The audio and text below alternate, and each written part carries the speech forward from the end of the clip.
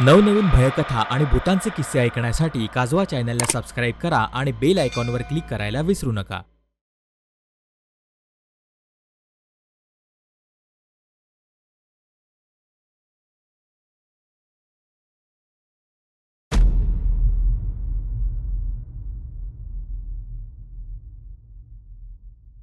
शिंदे यांचा मुलगा तुषार व सून साधना यांच्या तब्येतीत हळूहळू सुधारणा होत होती.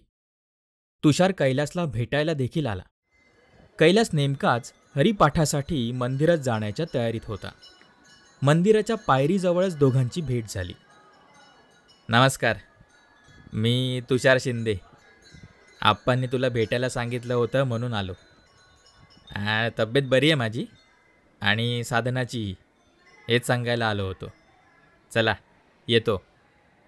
कैलास त्याला काही बोलणार इतक्यात तुषार जाण्यासाठी वळला देखील.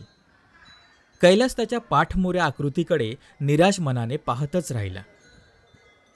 मी त्याला काही बोलणार आहे हे न ऐकता तो असा कसा परत गेला? त्याला माझं ऐकण्याची गरजच वाटली नाही. व्यक्ती तेवढ्या प्रवृत्ती. प्रत्येकजण आपल्याशी सलगीने वागेल अशी आशा का करावी? स्थितप्रज्ञ असावे. अशा रागालोभाच्या जाळ्यात अडकून मला माझ्या लक्षापासून न भरकटलेलंच बरं. कैलासला एकंदरीत तुषार लाडात वाढलेला, संपत्तीची घमेंड असलेला असा जाणवला. पण कैलासला त्याच्याशी तसूभरही देणं घेणं नव्हतं. हरिपाठ जोरात झाला. कीर्तनकार हबप गोंदवलेकर महाराज यांनी कीर्तन उत्तमरित्या सादर केलं. त्यांच्यासोबत अध्यात्माच्या 4 गोष्टीही झाल्या. 2-4 म्हातारी सोडली तर मंदिरात अजून कोणीही नव्हतं. आबा अन कैलास दोन्ही पटांगणात बसून होते. पानपुड्यातील सुपारी कडदोऱ्याला अडकवलेल्या अडकित्त्याने कात्रत आबा म्हणाले, काय मग कैलास, हे संकट आता निस्तरलंय बघ. खरंच आमचं गाव आता सुखाने जगेल. तू जिथेही असशील ना तिथे मी तुला भेटायला नक्की येईन. कैलास त्यांच्या तोंडाकडे फक्त पाहत होता. बरं मला सांग, आता पुढे काय करणार आहेस? नागवेलीच्या पानांची पुरचुंडी तोंडात भरत आबा म्हणाले. नाही आबा, इतक्या लवकर नाही. येणाऱ्या दिवसात अजूनही काही विपरीत घडण्याची शक्यता आहे. म्हणून हे सगळं असं अर्ध्यावर सोडून मला जाता येणार नाही. कैलासच्या उत्तराने भांबावलेले आबा जरा जास्तच घाबरले. छातीवर हात ठेवून आबा म्हणाले, कैलास, अरे म्हणजे ही अवदसा अजून संपलेलीच नाहीये. अरे कधी होणार तिचं नायनाट? अरे मी या 4 दिवसात जेवढा आनंदी होतो तेवढा कधीच नव्हतो रे. पण आता तीच भीती माझ्या मनात घर करून बसलीये. मी तुला मागेही विचारलं होतं, नक्की कोण आहे ही शक्ती? धीर धरा आबा, मला काही गोष्टींची खात्री करायची आहे. मी जोपर्यंत इथे आहे तोपर्यंत हे अरिष्ट कायमचं संपवण्याचा माझा प्रयत्न राहील. काळजी करू नका. मला एक कामगिरी पार पाडायची आहे. तुम्ही याल का सोबत? हो नक्कीच, का नाही येणार? तू म्हणशील तर कोरड्या विहिरीत उडी मारण्याची तयारी आहे माझी. सांग काय करायचंय? अहो आबा, उडी मारायची गरज नाहीये. फक्त थोडं पायी चालावं लागेल. या गावाबाहेर एक जागा आहे, तेवढी तुम्ही मला दाखवा म्हणजे झालं. आबा काहीच न समजून किंचित भुवया उडवत, कोणती जागा? मला काहीच समजलं नाही. ही जागा मला तुमच्या घरी पहिल्यांदा आल्यावर जी तंद्री लागली होती त्यात दिसली होती. मी तुम्हाला जागेचं वर्णन सांगतो. जर ती तुमच्या परिचयाची असेल तर नक्की सांगा. आपल्याला आज रात्रीच तिथे जायचंय. ठीक आहे, अशी आबाजी हमी ऐकताच कैलासने जागेचं वर्णन केलं. आबांनीही ती जागा चटकन ओळखली. घड्याळात रात्रीचे 11:15 झाले होते. ते दोघेही त्यांच्या कामगिरीवर रवाना झाले. आबा अजूनही त्या काळ्या शक्तीच्या विचारात मग्न होते. कैलास त्यांच्यासोबत हळूहळू चालत होता. एकाएकी इकडं येण्याचं निमित्त निघालं म्हणून आबांनी सोबत कंदील किंवा विजेरीही घेतली नव्हती. आबांचा श्वास लोहाराच्या भात्यासारखा वर खाली होत होता. कैलास नसता तर आबा कदाचित यावेळेस अर्ध्या रात्री इकडे कधीच आले नसते. चहूबाजूंनी रात किड्यांची किरकिर, पुरुषभर उंचीच्या रानगवताची सळसळ, कान फुटून जातील एवढ्या तीव्रतेची एकसारखी येणारी कोल्हेकुई, डोळ्यात बोट घातलं तरी दिसणार नाही एवढा गडद अंधार. कैलास काहीतरी पुटपुटत चालला होता. शेवटी ते एका लहान टेकडीजवळ पोहोचले. अंधाराला आता डोळे सरावू लागले होते. आबांनी चौफेर नजर फिरवली. 20 पावलांवरच एक पडकी जीर्ण वास्तू आबांच्या नजरेत पडली. इथपर्यंत येण्यासाठी साधी पाऊलवाटही नव्हती. बऱ्याच वर्षापासून इथं काळं कुत्रही फिरकलं नसावं. तिथं आल्यापासून रानातून येणारे कीटकांचे, कोल्ह्या कुत्र्यांचे आवाजही शांत झाले होते. आबांचे हृदय भीतीनं वाघाच्या गतीनं धावत होते. आबा घसा साफ करत कैलासला म्हणाले, कैलास, तू ज्या जागेचं वर्णन करीत होता ती हीच जागा आहे. पण आपण इथं का आलो आहोत? कैलासने आबांना उत्तर न देता लगेच मंत्रोच्चार सुरू केला. आबासारखे एकदा कैलासकडे तर एकदा आजूबाजूला नजर टाकत होते. शेवटी तो क्षण आलाच. एकाएकी कैलास परत त्याच तंद्रीत जात असल्याचं आबांना जाणवलं. कैलासचे डोळे मिटले. हळूहळू त्याचे पाय ताठरले. तो निश्चल पुतळ्यासारखा उभा होता. आता काय होणार या काळजीने आबांच्या सर्वांगातून थंडगार घामाची लाट वाहू लागली. कैलासच्याच भरवशावर तर ते इथे आले होते. कैलासचे जर काही बरे वाईट झाले तर त्या भयान स्मशान सम भासणाऱ्या जागेत आबांचे रक्षण करणार तरी कोण? परिस्थिती हाताबाहेर जात आहे हे ओळखून आबांनी कैलासचे दोन्ही खांदे जोरजोरात हलवायला सुरुवात केली. कैलास शुद्धीवर येत नव्हता. बराच वेळ झटापट केल्यावर कैलास झटका लागल्यागत स्वतःहून शुद्धीवर आला. अरे कैलास, काय होत होतं तुला? बरं आहेस ना? आबा मी ठीक आहे, पण आपण इथून लवकरात लवकर निघायला हवं आबा. चला लवकर. वेळेचं गांभीर्य लक्षात घेऊन दोघेही लगबगीनं गावाकडे निघाले. कैलासला त्या ठिकाणी गेल्यावर जबरदस्त तंद्री लागली होती. ज्या ठिकाणी अमानवी शक्ती असतात तिथेच त्याला असं होतं. म्हणजे त्या पडक्या घरात नक्कीच काहीतरी अमानवी होतं. असे एक ना अनेक विचार आबांच्या मनात घोळू लागले. परत येता येता 1 वाजला. वाटेत थकलेल्या आबांना तहान लागली. तसे एका दुकानाच्या ओट्यावर दोघांनीही विसावा घेतला. शेजारच्या हँडपंपचे पाणी आळीपाळीने हापसून एकमेकांना पाणी पिण्यासाठी मदत केली. तहान शमल्यावर आबा घाबऱ्या नजरेने कैलासला काही विचारू पाहत होते. त्यांचा प्रश्न ओळखून कैलास एवढंच म्हणाला, लवकरच कळेल आबा. दुसरा दिवस उजाडला. सकाळी शिंदेंचा गडी रामा कैलासला वाड्यावर बोलावण्यासाठी आला. कैलास आणि आबा लगोलग निघाले. वाड्यावर पोहोचताच शिंदे यांचा चेहरा पाहून लहान लेकरालाही समजून येईल एवढा फरक दिसत होता. कुठे तो चिंताग्रस्त चेहरा व कुठे आजचा सूर्यमुखी चेहरा.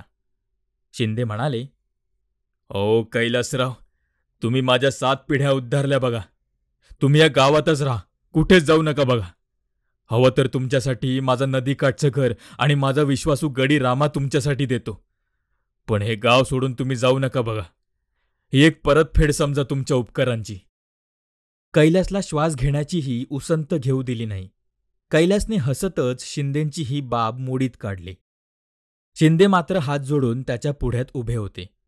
ते पुढे काही बोलणार इतक्यात रात्रीचा अनुभव अजूनही डोळ्यांसमोर फिरत असलेल्या आबांनी पराभूत झालेल्या शक्तीबद्दल विचारून नवीनच विषयाला हात घातला आणि एकाएकी आनंदाचे रूपांतर भीतीत झाले. तिथे जमलेल्या सर्वांचे चेहरे पांढरे फटक पडले. सर्वजण आ वासून कैलासकडे पाहत राहिले. यावेळेस मात्र कैलासचा नाईलाज होता. आता सर्वांनीच त्याला वेठीस धरले आणि त्या शक्तीबद्दलच्या प्रश्नांची सरबत्ती करण्यास सुरुवात केली. कैलासला त्या शक्तीबद्दल माहिती देण्याचं कबूल करावंच लागलं. अखेर किती विनवण्या तो नाकारू शकला असता. सारखा सारखा नानाचा पाढा लावणं अयोग्य ठरलं असतं. त्यामुळे एकदाचा तो रहस्य सांगण्यासाठी सज्ज झाला. सर्वांनी कान टवकारले. चहा बिस्किटे घेऊन अंगणातच गप्पांचा फड रंगला. कैलासने सांगण्यास सुरुवात केली. ऐका तर मग, मी तुम्हाला 2 गोष्टी सांगणार आहे. त्यातली पहिली गोष्ट आहे शारदाची. शारदा ही एक देवदासीची मुलगी. लहानपणापासूनच देवाचं फार वेड.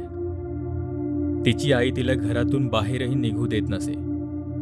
नावाप्रमाणेच तिला वेद, पुराण, गीता, उपनिषदे यांचाही अभ्यास करायचा भलताच छंद. अगदी सर्व तिला मुखोद्गत होतं. ती आईला म्हणायची की मला लग्न करायचं नाही, मी अशीच देवाची भक्ती करत माझं जीवन कंठेन. तिच्या आईची ही परिस्थिती हलाखीची होती. शिवाय देवदासीची पोर म्हणून कोणी असंही शारदाशी लग्न केलं नसतंच. शारदाच्या लग्न न करण्याच्या निर्णयाला तिनं जड मनाने मूकसंमती बहाल केली. शारदाने जवळच्याच डोंगरावरील मंदिरात कधीमधी वस्ती करणाऱ्या व गावात येऊन भिक्षा मागणाऱ्या एका संन्याशाला आपला गुरु मानलं होतं. ती कधीच गुरुच्या आज्ञेच्या बाहेर गेली नाही, कधीच कोणाशी दुर्व्यवहार केला नाही. ती सगळ्यांची घडेल तशी मदत करायची. हसतमुख आणि प्रामाणिक स्वभावाची होती. आता दुसरी गोष्ट ऐका. ही दुसरी गोष्ट शिंदे तुम्हाला लवकर समजेल असं वाटतं. याच गावापासून पूर्वेस असलेल्या माळाच्या भागात इकडे येत असताना मी एक पडीक गढी बघितली होती. तिथे बऱ्याच वर्षापासून यज्ञ हवन सुरू असावेत असं वाटलं. त्या भयाण पडक्या वास्तूमध्ये एक विचित्र ऊर्जा साठवली गेली आहे. कारण तिथून येत असताना रात्रीच्या अंधारात कुण्या एका मुलीच्या आर्त किंकाळ्याही ऐकू आल्या. कुत्रे एकसारखे त्या मोडकळीस आलेल्या गढीकडे पाहून बेंबीच्या देठापासून भुंकत होते. पाहून असं वाटलं की एका काळी त्या गढीमध्ये गोकुळ नांदत असावं. पण आज मात्र पांढऱ्या मातीचे भग्न अवशेष उरलेत, त्याशिवाय काहीच नाही. गढीचं छत जिथं असायला हवं होतं तिथं आज एक विस्तीर्ण वडाचं झाड पारंब्याचा पसारा घेऊन उकिडव बसल्यासारखं भासतंय. अहो, ती गढी तर आमच्या पूर्वजांचीच, पण या समस्येचा आणि त्या गढीचा संबंध तरी काय? तेच सांगतोय शिंदे, जरा सबुरीनं ऐका. तर ही तुमच्या पूर्वजांची गढी एकेकाळी संपन्न होती. इंग्रजांशी सख्याने वागून त्यांनी सगळ्या पंचक्रोशीतील लोकांवर सत्ता गाजवली. बराच पैसा आणि सोनं नाणंही घशात घातलं. पण स्वातंत्र्य मिळालं आणि त्यांची जहागीरदारी संपुष्टात आली. येणाऱ्या पिढ्यांसाठी त्यांनी अर्ध्याहून अधिक संपत्ती विकली आणि त्याचं रूपांतर सोन्याच्या विटा व हिरे यांमध्ये केलं. चोर, लुटारू किंवा कोणत्याही परक्या व्यक्तीने ते हस्तगत करण्यात यशस्वी न व्हावे यासाठी गढीतच एका विशिष्ट ठिकाणी पुरून ठेवले. शिवाय त्या काळातील 5 सिद्ध तांत्रिकांकडून त्याचं बंधनही केलं, जेणेकरून ते गुप्तधन कोणा तिराहिताला मिळू नये. वर्ष लुटली शिंदे, पण ते गुप्तधन कोणाच्याही हाती लागलं नाही. शेवटी 20 वर्षांपूर्वी कोणीतरी एक प्रयत्न केला आणि तो विफळ ठरला. अहो कैलासराव, या गोष्टी खऱ्या असल्या तरी मला अजूनही कळत नाहीये की आमच्या पूर्वजांच्या संपत्तीचा आणि या अवदसेचा संबंध तरी काय? संबंध? का नाही संबंध? तुमच्या वडिलांनी, विठ्ठलराव शिंदे यांनी त्याच संपत्तीच्या लोभापायी शारदाचा हकनाक बळी दिला आणि त्यांच्या या कुकर्मामध्ये गावातील अजून 4 जणांचा समावेश होता. शिंदे साहेब, हा आहे संबंध. तुम्ही ज्या शक्तीला आजवर क्रूर समजून तिच्या नावाने बोटे मोडत होतात ती दुसरी तिसरी कोणी नसून शारदा होती. तिच्या आईला शारदेस आम्ही एका देवकार्यासाठी घेऊन जात आहोत आणि हे देवकार्य केल्यावर शारदेचं लग्नही लावून देऊ असं आमिष दाखवून पैसे देऊ केले. पण मुलीचं लग्न होतंय या आनंदात तिच्या आईने ते पैसेही नाकारले व हसत हसत शारदाला त्या नीच लोकांबरोबर पाठवलं.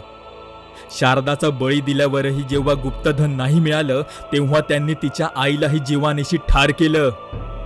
हो शिंदे साहेब, बळी दिला जात असताना या हीन दिन जीवाने आक्रोश करत जो श्राप दिला होता तोच तुमच्या मुली भोगत होत्या, तुमची सून भोगत होती. आणि त्याच शारदाच्या श्रापरूपी शक्तीचा मी नायनाट केला. जर या गावातील अजाण निष्पाप मुलींच्या जीवन मरणाचा प्रश्न नसता तर मी हे कधीच केलं नसतं शिंदे साहेब, कधीच केलं नसतं. आणि तुम्हाला जर वाटत असेल की ही शक्ती कायमची नष्ट झाली तर या भ्रमात राहू नका, कारण ती अजूनही या गावाभोवती खिरट्या घालतेय. काहीही होऊ शकतं शिंदे साहेब, अजूनही गावकऱ्यांचा जीव धोक्यातच आहे. काही काळ शांततेत असाच गेला. सर्वजण निमूटपणे एकदा कैलासच्या भावनाविभोर चेहऱ्याकडे तर एकदा शिंद्यांच्या अपराधी भावनेनं खाली झुकलेल्या चेहऱ्याकडे भान हरवल्यागत पाहत होते. इतक्या वेळेची शांतता वाड्याच्या दिंडी दरवाजातून येणाऱ्या एका आवाजाने भंगली. गावातलंच कोणीतरी दरवाजात येऊन आरोळी ठोकत होतं. सरपंच, सरपंच, अहो त्या खंडू कुंभाराची आलकी कुठं गाव ना गेली पहा. अहो सकाळ धरणा अर्ध गाव हुडकते तिला, पण तिचा काही पत्तेच नाही. अहो काल रात्रीपासून गायब आहे बघा ती.